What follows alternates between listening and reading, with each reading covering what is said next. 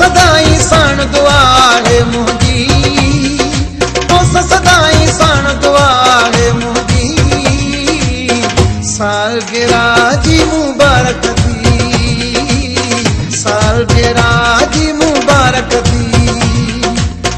सदाई साण दुआ है मुंहिंजी, सदाई साण दुआ है मुंहिंजी, सालगिरह जी मुबारक थी, सालगिरह जी मुबारक थी।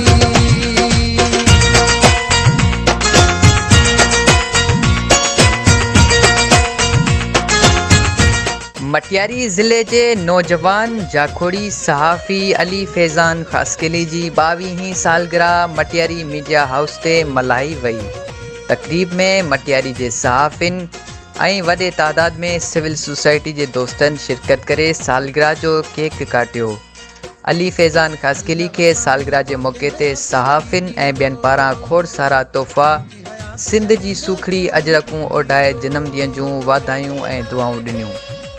उन मौक़े ते मटियारी जे सीनियर सहाफ़ी GM बाबू ख़ासकेली, शाहिद शम्स मेमण, अब्दुल गफ़ूर मल्ला, वकील अहमद मेमण, बाबू महमूद ख़ासकेली, रियाज़ अहमद चांडियो, सुहेल मल्ला, असद अली मेमण, सजाद अली मल्ला, फराज समूह, मुरीद अली ख़ासकेली, गुलाम अब्बास समूह, दिलशाद अली ख़ासकेली, दीपक कुमार जीरामाणी, नेमतुल्ला मेमण समेत ॿियनि केतिरनि शिरकत कई।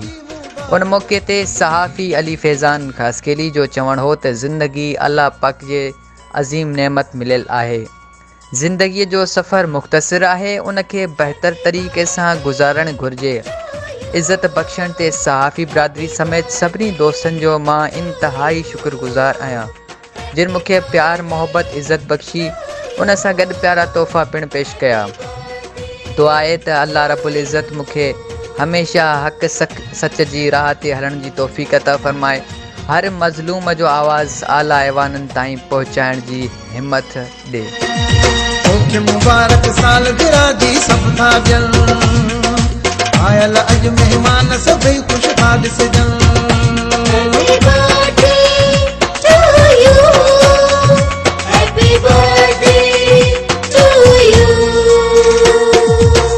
मुबारक सालगिरह जी सभु था ॾियनि, आयल अॼु महिमान सभई ख़ुशि था ॾिसजनि।